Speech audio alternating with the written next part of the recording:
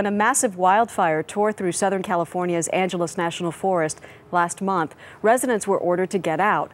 One man who intentionally stayed behind and nearly died was later ridiculed by the governor and other officials. Now, as CBS News correspondent Bill Whitaker reports, we're hearing a different story. These days, Julius Goff's neighbors call him Hot Tub Hero. That's his new name around town.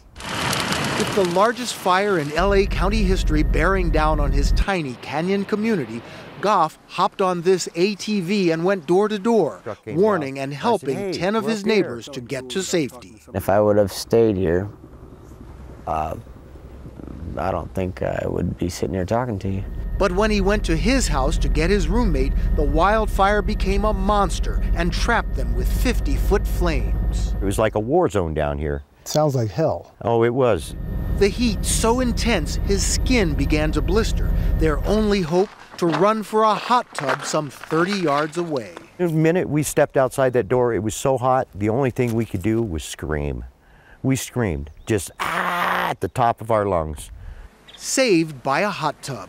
But as Goff lay in the hospital with third-degree burns over half of his body, he heard the governor and fire officials on TV call him the prime example of what can happen to those who ignore evacuation orders. I don't want to die. I got a 10-year-old son. You know, I don't want to die. So why'd you do it? Because my friends were down here. Bill Whitaker, CBS News, Tujunga, California. Julius Goff is still recovering from his injuries. He and his neighbor Trevor Pullen join us live this morning from Los Angeles. Gentlemen, good morning to you.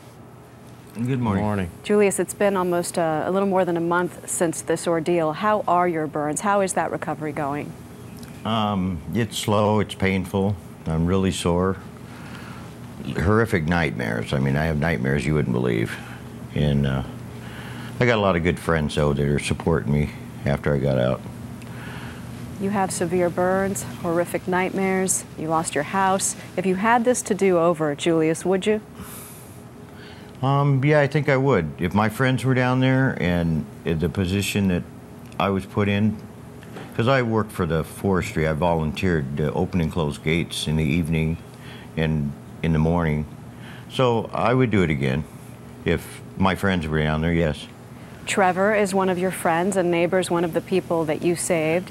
What do you have to say to Julius this morning, Trevor? Thank you, ultimately.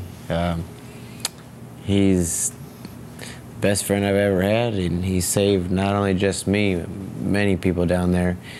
The only thing, he was not worried about himself that morning. He was worried about getting everyone else and their stuff out safely, and lost everything he owns and almost his life due to that. And all I have to say is thank you very much, brother.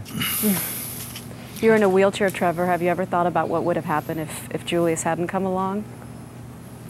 Absolutely. This fire was very underestimated by all of us in the community because it was not really brought to our attention how serious it was until very close to it when it got to us. So I was gonna stay. Julius is the one that got me out. So like I said earlier, I don't think I probably would have made it being in a wheelchair, because I wouldn't have been able to run to a jacuzzi. You know, gentlemen, that the governor and other fire officials disagree with your version of the story. They said they not only gave you plenty of warning about the severity of this fire, they issued a mandatory evacuation order. And Julius, they say that you are, in fact, an example of what happens when you don't listen. You get yourself into trouble. What do you say to that?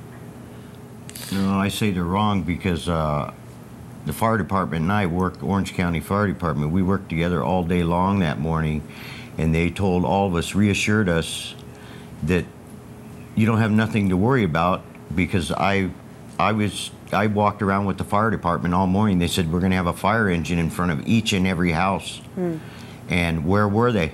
Where were they? We didn't have no helicopters, no airplanes, no nothing. They could have stopped this fire. And now we have a bigger mess on our hands because the floodwaters are coming. And you know, it's just, it could have been prevented. We've had fires there before. They put frost check on both sides and a fire went right by us. So there was no reason for this to happen. Right. No reason at all. Julius, we wish you well in your recovery. Trevor, thank you as well so much. Thank you. All right, gentlemen.